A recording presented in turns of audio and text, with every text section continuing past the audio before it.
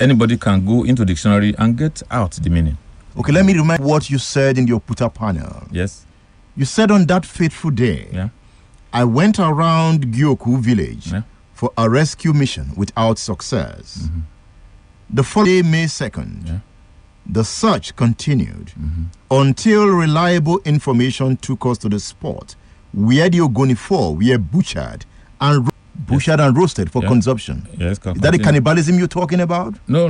Just continue. You have not finished. It was me that picked the bits and pieces of the bone thrown away together. Exactly. Which I brought to the government house And in a bag for the military administrator's press briefing. Exactly. That's true. Then the cannibalism, are you sure they consumed the body of the 4 elders? Well, what I saw was what I gathered together. What I gathered together was what I took into the bag. And what I took into the bag is what I took straight. State Affairs with Edmund Obilo is live.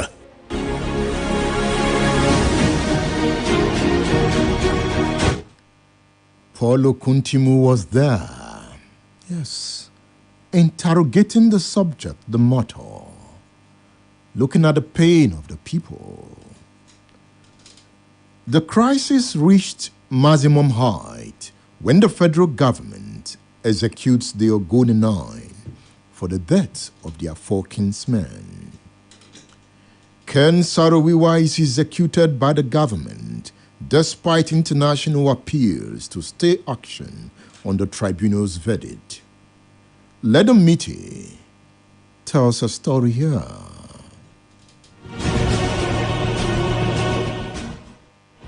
You met Abacha before he became the head of state, right? Yes, we did.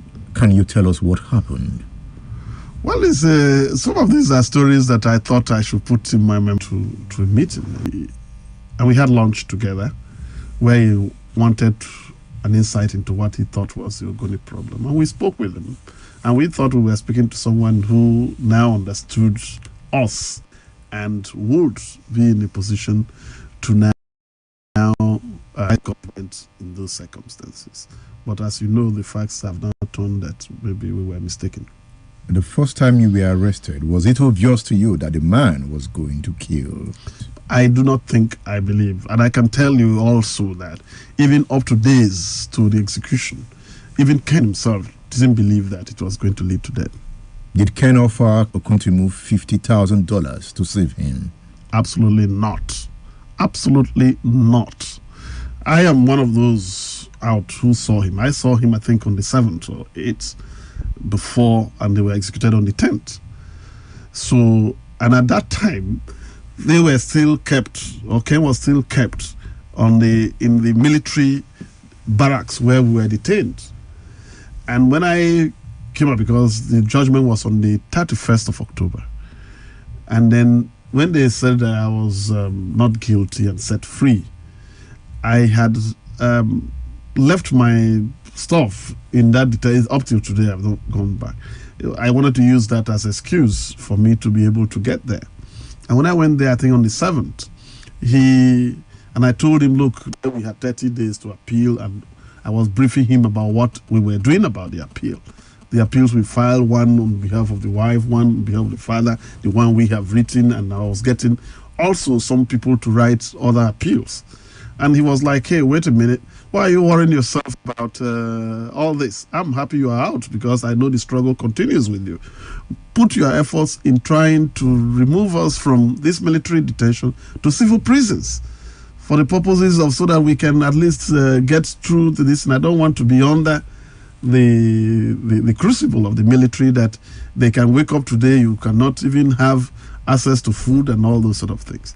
So I believe that up till that time, there was no thinking that it will lead to death. So you were surprised when they were hanged on the 10th of November, I must tell you, 1995. devastatedly so.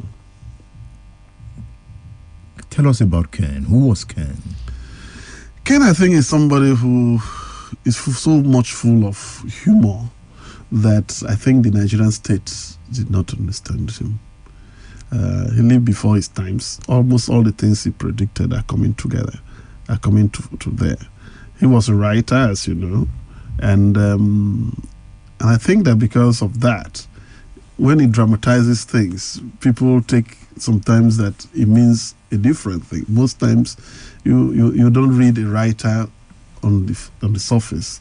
He loved the country and thought that Nigeria should be built on the basis of justice. State Affairs with Edmund Obilo is live.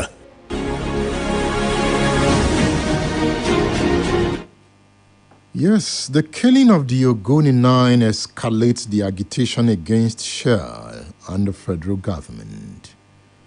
The struggle grounds Shell's operations in Ogoni and triggers militancy in the Niger Delta.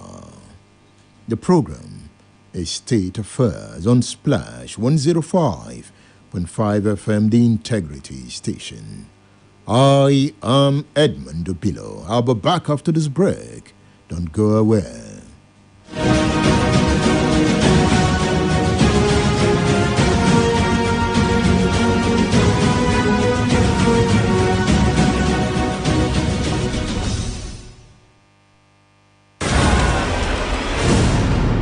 State Affairs with Edmund Obilo is live. Splash FM 105.5. Iná mọ̀nàmọ́ná a máa fúnni ní ìmọ́lẹ̀ a sì máa mú ìdẹ̀rùn wá láti wá dènà ìjàmbá iná mọ̀nàmọ́ná. Ojúlówó wáyà tàbí kébù ló yẹ ká fi fa iná nínú ilé, lọ́fíìsì àti nínú ìlú. Pure Wires and Cables ní àwọn ilé-iṣẹ́ mọ̀nàmọ́ná àti àwọn agbaṣẹ́ṣe yàn láàyò. Ojúlówó ni, kì í bó lára, kò kì í jóná àbáàdì, kì í kán sínú, ó sì fi ni lọ́kàn balẹ̀. Ìdí nìyí tí Standard Organization of Nigeria fi fòǹtẹ̀tẹ̀ tí Nigeria Electrical Contractors náà fi dìbò fún. Bí copper cable ṣe wà ní aluminium cable ń bẹ nípele lówó tí kò gún pa. Pure Wires and Cables tó jẹ́ ọ̀kan lára àwọn ọmọ ẹgbẹ́ Kaman ló ṣe ojúlówó wires and cable jáde. Olú iléeṣẹ́ Pure Wires and Cables Limited wà ní Afrin's Compound, Fort Gate, number 122/132, Oṣòdì Apapa Expressway, Ìyànà Ìsọlọ̀ bus stop, Lagos. Ẹ̀rọ ìbánisọ̀rọ̀ wọn ní 080-803-03257. Pure Wires and Cables. Ìrọ̀rùn fi iná mọ̀nàmọ́ná. Need to see the best performance? Thank you. In person? With almost 100,000 Instagram followers and over 100,000 followers on Twitter. Wow! And more than 250,000 followers on Facebook. Our followers are our greatest assets. Join our social media family for breaking news, daily information, and giveaways. On Instagram and Twitter at Splash FM 1055. On Facebook at www.facebook.com/Splash FM 105.5. I feel alive, so alive. When I'm with my best friends, indulging my tea exotic. Nothing makes my drink more than when the mixer is delightful tea exotic. And after a long day, I want to relax with the taste of my tea exotic. The taste of tea exotic. Indulge and get lost in the deeply satisfying taste of the Tea Exotic range of delicious fruit blends. Tea Exotic Nectar. I love the taste. Now available in can. Take it back to the old school classics on Splash 105.5 FM with luminary DJ Eden. Every Saturday from 7:30 to 8 p.m. We'll throw you all the way back to the 90s, 80s, and as far back as the 60s. We'll bring you juju, reggae, disco, new jack swing, and many more. Right here on Splash 105.5 FM every Saturday from 7:30 to 8 p.m. The Splash Vintage Sound.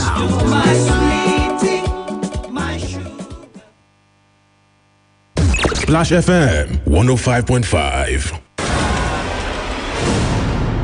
State Affairs with Edmund Obilo is live. Daganan kilo bejaning kom lo moham.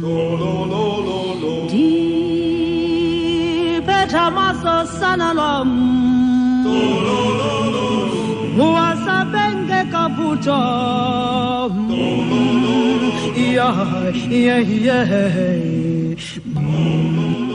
State Affairs. State Affairs with Edmund Obilo.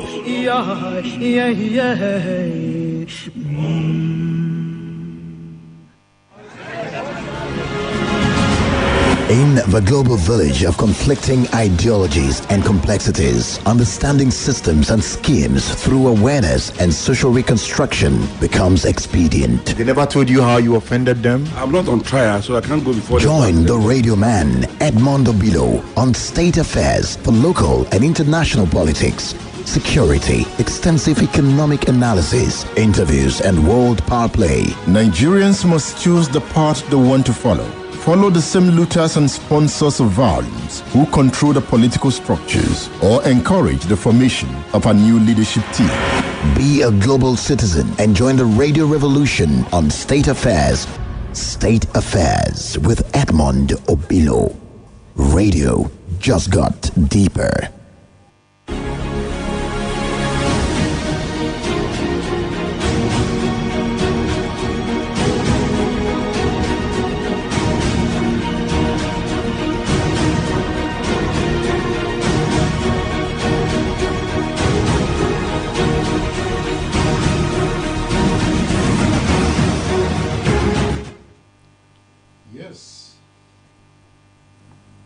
Markestos Adeshino Shinowo is on Edmund Obilo's page on Facebook. He says, "Good morning, Edmund. Nigeria indeed is a project of many parts, just going by the barrage of points you raised here. However, here are my wishes." Markestos continues. I wish someone will stop paying lip service to security matters. Markestos is calling for someone to do their assigned job and stop saying we are on top of the situation. Samson Adekule is here. He says hello to the radio man. Abu Kasimu, how are you? Abu is saying, well done, radio man. Who is here? Nonso Nwa Bachele. He says, good morning to the radio man. Kizito Augustine, I can see you on my page. How are you, Kizito? Kizito says, have the Ogoni sons and daughters learned from the mistake of the past? He says, it's a question begging for answers. Jibola Amadu, thank you for the compliment. Frenzy is here. He greets the radio man. Amadi Lawson. Amadi, how are you? Lawson is here. Lanre Johnson, I can see you. Who's there? Who's listening to the radio man? Leave a message for the radio man. Are you on Instagram? You can leave a message for the radio man. Are you on LinkedIn? Search for the radio man. Edmund Obilo on LinkedIn. You can follow me on Instagram at eobilo. On Facebook, you can leave a message on State Affairs page. Search for State Affairs on Facebook. Or you follow Edmund Obilo on Facebook. I have 2 pages on Facebook, so you can follow me there. Do you have a message that you want to leave about the state of affairs in your state? That is why you need to be on my or your app. You need to download the app and leave your message there. Tell your story on my or your app. Teslim Kolawole is on my or your app. He says there is a particular poultry farm in my area at Alaro Songo Railway Line that has been polluting the area with a lot of bad smell. And this can cause hazard to the people in the area. So Teslim Kolawole on my or your app is calling for urgent attention. He's saying the Ministry of Environment should come to their rescue. You can leave that kind of message on my or your app. How do you go on the app? Go on Google Play Store. Download it. It's your app. It's a social contract app. So tell your story on my or your app. Who is on the app? I can see Dotun. Dotun titles his story Indiscriminate Parking of Commercial Cars on Major Roads. Dotun is saying, please, government, do something on the way commercial transport workers park their cars on the road. This is one of the chief cause of traffic on our road, he says. Dotun is saying that microcars park and load on the road at Mokola Roundabout, Elele Road, etc., causing traffic. He says, please, government, look into this.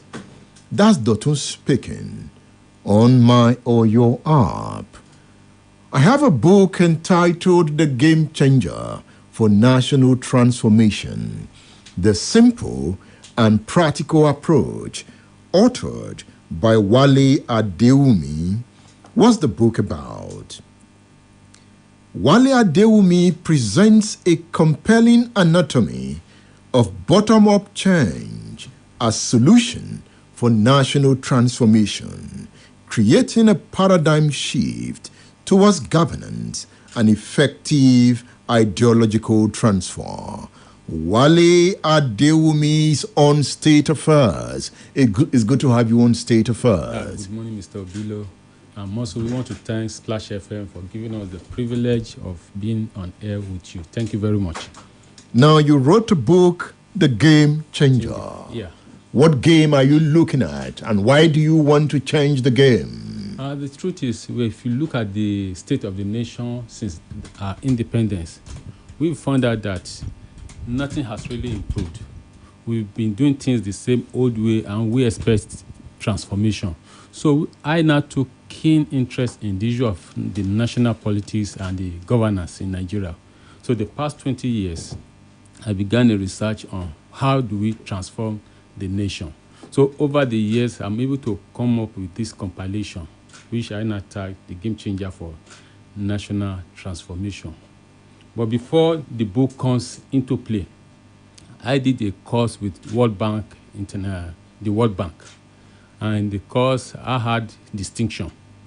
I was able to present an artifact. After perusing it, the three assessors, one of them made mention of this, that this concept needs to be transformed into a book, which will now serve not just for Nigeria, but for nations seeking for prominence and transformation. So when I had that information, it now gave me the impetus that let me expand on this project. So the idea of the World Bank course led to this book. If you look into the book, you find a portion of it at the front page where I had distinction in the course. Now, you are looking at a bottom-up change. Yes, sir. How? Thank you very much. When we look at Nigeria, we've always practiced the same system of governance and leadership, whether it is military, whether it is civilian. Everybody gets to the place of power and believe that they can force change downward. They get up there believing that they can create a rebranding from the top bottom to the downward end.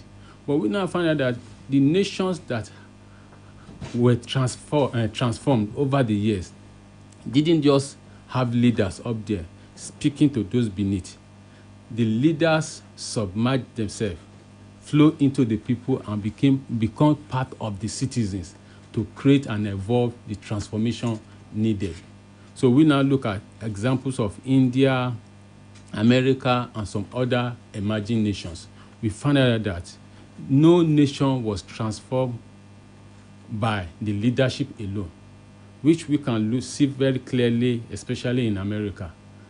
It is not the governments, the leaders that are the superheroes. You see, in the economic end, we have great men like Jeff Bezos, what do you call this? The name Bill Gates, and so on. So what do you call it? Elon Musk. When you look at these people, they are champions in their own field. When we take the field of sport, they have their own giants there. So what we have in such environment is that they have been able to evolve a new thinking mindset whereby everybody plays game at the top. So it is no longer the government trying to enforce a change. Everybody have been rallied. What makes that different from what we run here? The difference there. Yes. The difference we have there, let's look at it this way, is we can call it this issue of ideological transfer to the citizens. It begins in the days of their independence. They were very fortunate to have a different kind of leaders. Men like Jefferson, Franklin Benjamin, and other people. Livingstone, I think there are about 5 of them, and some others. They were able to come together and create a document which we called Declaration of State for America.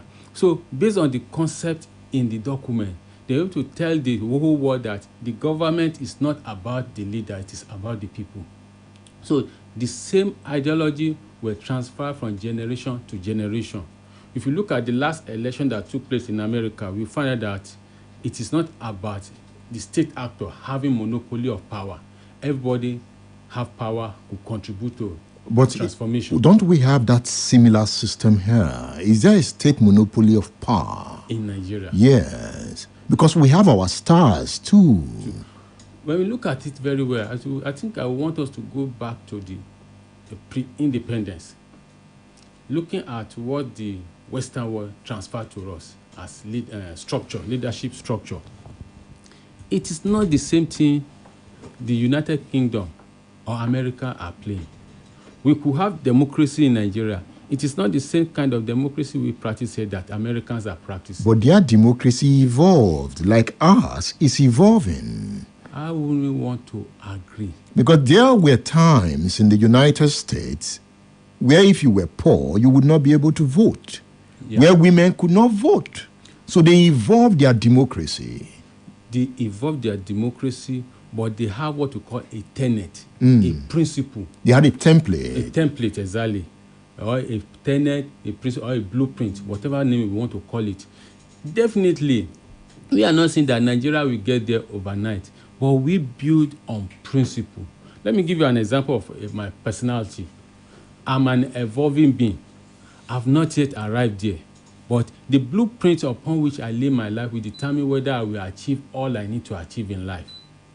So in the same way, when American state was created, 1760, I think it was 1776. 1776.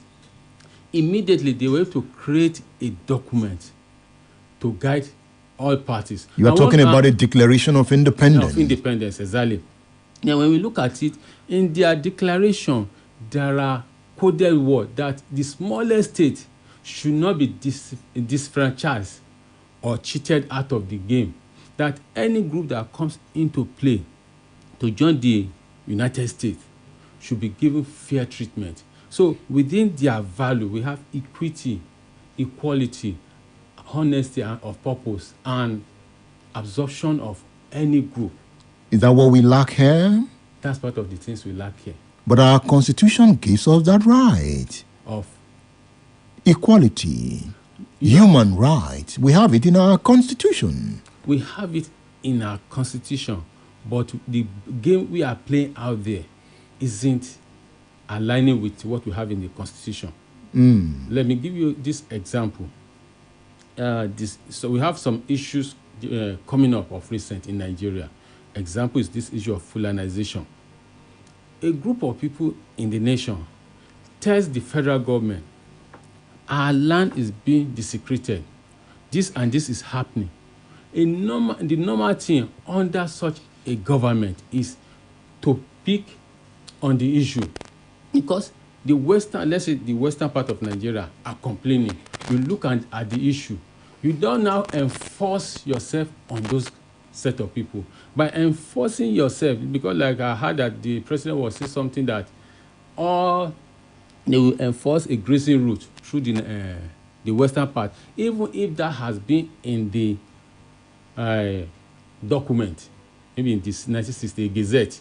We need to look at it. Once these people are complaining and their rights are being affected, you need to give them consideration and give them leave of passage to operate the way they want. What about if the Fulani is saying, I want to go back to the roots? That is the complaint of the Fulani. Why the complaint of the Yoruba? I don't want you in the root. How do we build consensus? The first thing I believe we need to look at, based on human rights, somebody's rights stop where another person's right begins. Once somebody is affecting the other one inimically, in the negative way, we need to look at it. Somebody is complaining that certain people are raping their wives, they are killing their people, which is with records, entering a land